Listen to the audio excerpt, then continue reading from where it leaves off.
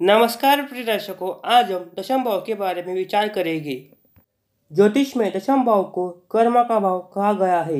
यह भाव व्यक्ति की उपलब्धि, शक्ति, प्रतिष्ठा, रुतबा, मान सम्मान, रैंक, विश्वसनीयता, आचरण, महत्वाकांक्षा आदि को दर्शाता है। इसके अतिरिक्त कुंडली में दशम भाव जातक के करियर अथवा उसके व्यवसाय को बताता है। मुख्य रूप से इस भाव के माध्यम से जातकों के कर्म के कार्यक्षेत्र का विचार किया जाता है।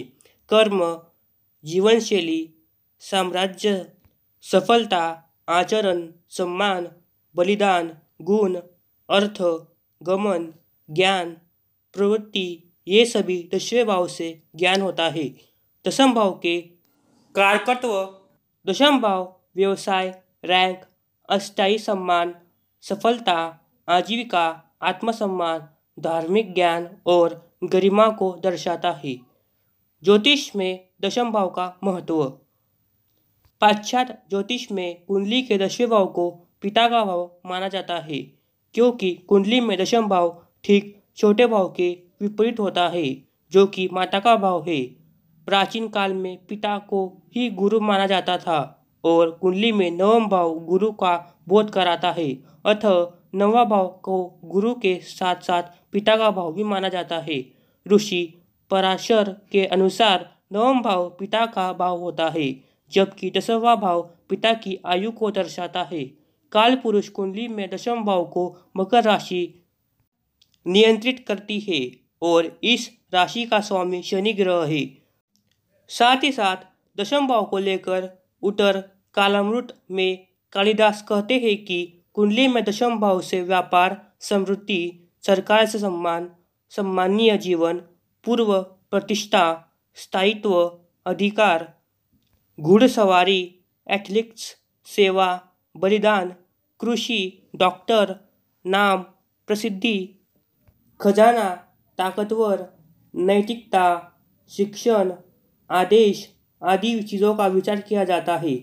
जातका देश मार्ग के लेख कहते हैं कि कुंडली में दशम भाव के माध्यम से व्यक्ति के मान सम्मान, गरिमा, रुतबा, रैंक आदि को देखा जाता है।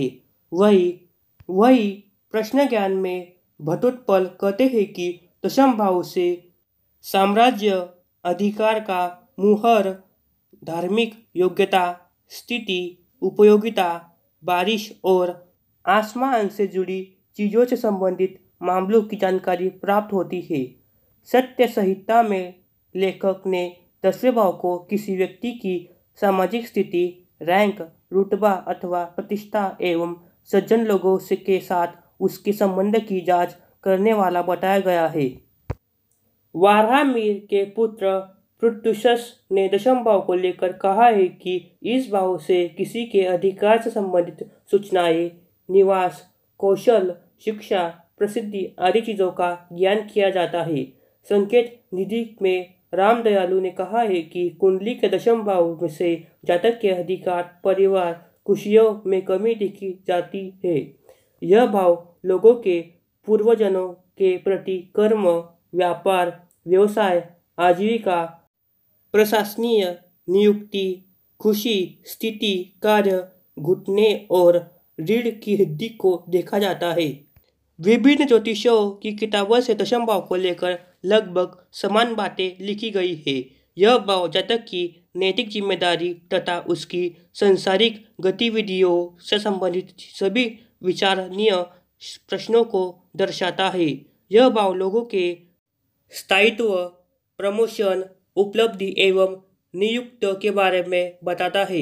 इस भाव का मुख्य प्रभाव जातक के कार्य, व्यापार या अधिकार क्षेत्र पर दिखाई पड़ता है। आज हम दशम भाव से जातक के व्यापारी होने के योग के बारे में चर्चा करेंगे। दशम भाव पर शुभ ग्रह की दृष्टि हो तो मनुष्य व्यापारी होता है। अगर दसवें भाव में बुध स्थित हो तो जातक व्यापारी होता है। जैसे कि धनु लग्न की कुंडली में अगर बुध दसवें भाव में स्थित होगा तो जातक व्यापारी होगा। दशमेश और लग्नेश एक राशि में हो तो जातक व्यापारी होता है। जैसे कि ऋषभ लग्न की कुंडली में शुक्र लग्नेश होता है और दशमेश शनि होता है। अगर शुक्र और शनि एक साथ नवम भाव में साथ बैठे तो जातक की कुंडली में व्यापारी होने के योग होते हैं। लग्नेश दशम भाव में गया हो, जैसे कि मेष लग्न की कुंडली में अगर लग्नेश मंगल दशम भाव में मकर राशि में गया हो तो यह भी जातक की कुंडली में व्यापारी होने के योग बनाएगा।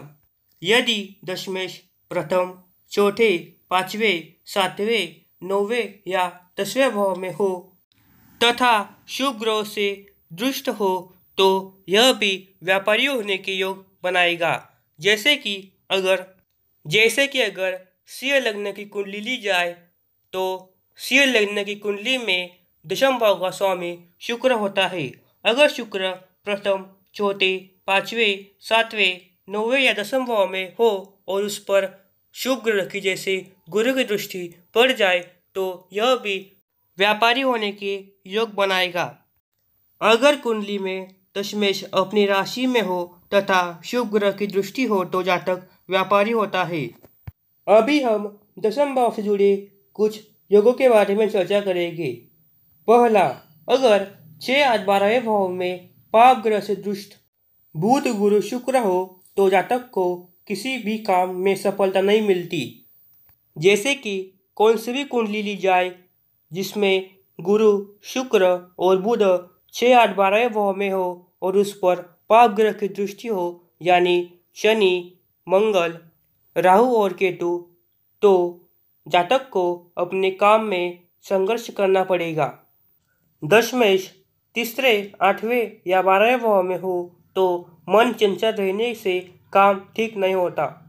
जैसे कि मकर लग्न की कुंडली में दशमेश शुक्र बनता है। अगर शुक्र तीसरे, 8वें या 12वें भाव में हो तो मन चंचल रहने के कारण काम ठीक से नहीं होता। दूसरा, दशमेश 11वें भाव में हो और एकादश दशम भाव में हो अथवा नवमेश दशम भाव में हो और दशमेश नवम भाव में हो तो जातक श्रीमान, प्रतापी, शासक और लोकमान्य होता है। दूसरे नियम में 2 स्थितियां बताई गई है। अगर एकादश यानी 11वें भाव का स्वामी अगर दशम भाव में हो और दशमेश यानी दशम भाव का स्वामी अगर 11वें भाव में हो तो जातक श्रीमान, प्रतापी और शासन और लोकमान्य होता है। साथ ही साथ दूसरी स्थिति में यह बताया गया है कि अगर नवमेश यानी नवम भाव का स्वामी दशम भाव में हो और दशमेश नवम भाव में हो तो भी जातक श्रीमान, प्रतापी, शासक और लोकमान्य होता है। जैसे कि कर्क लग्न की कुंडली में दशमेश यानी दशम भाव का स्वामी मंगल होता है और एकादश यानी 11वें भाव का स्वामी शुक्र होता है। अगर मंगल 11वें भाव में बैठे और शुक्र 10वें भाव में बैठे तो यह योग बनेगा। साथ ही साथ अगर मंगल 11वें भाव की जगह नवम भाव में बैठे और नवम भाव का स्वामी यानी गुरु दशम भाव में बैठे तो भी यह योग बनेगा। तीसरा नियम, अगर रवि पहले, चौथे, 7वें, 10वें इन भावों में से किसी भाव में स्थित हो और चंद्रमा पहले, चौथे, 5वें, 7वें, 9वें और 10वें भाव में से किसी भी भाव में स्थित हो और गुरु पहले या चौथे इन दोनों भावों में से किसी भी एक भाव में स्थित हो तो यह राजयोग होता है। जैसे कि उदाहरण के तौर पर मेष लग्न की कुंडली ली जाए जहाँ पर सूर्य चौथे भाव में स्थित हो, चंद्रमा प्रथम भाव में स्थित हो और गुरु भी चंद्र के साथ प्रथम भाव में स्थित हो तो यह राजयोग होगा।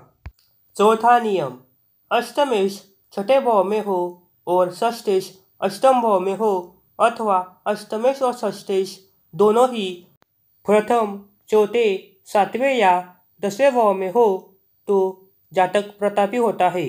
जैसे कि कर्क लग्न की कुंडली ली जाए जहाँ पर षष्ठेश गुरु बनते हैं और अष्टमेश शनि बनते हैं। अगर शनि षष्ठ भाव में बैठे और गुरु अष्टम भाव में बैठे तो जातक प्रतापी होता है। साथ ही साथ अगर अष्टमेश और षष्ठेश यानी शनि और गुरु पहले, चौथे, 7वें या 10वें भाव में बैठे तो यह भी जातक को प्रतापी बनाता है।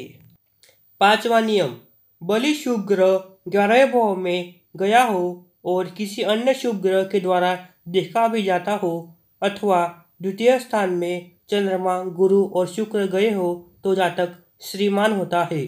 जैसे कि मिथुन लग्न की कुंडली में अगर शुक्र 11वें भाव में बैठे हो और गुरु सप्तम भाव में बैठकर अपनी पंचम दृष्टि से शुक्र को देखते हो तो जातक श्रीमान होता है।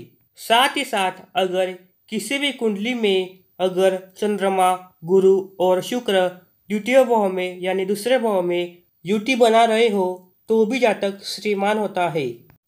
छठा नियम, पंचम स्थान में गुरु और दशम स्थान में चंद्रमा हो तो जातक राजा, बुद्धिमान या तपस्वी होता है। जैसे कि मीन लग्न की कुंडली में अगर गुरु पंचम भाव में स्थित हो यानी कर्क राशि में स्थित हो और चंद्रमा दशम भाव में यानी धनु राशि में स्थित हो तो जातक राजा, बुद्धिमान या तपस्वी होता है।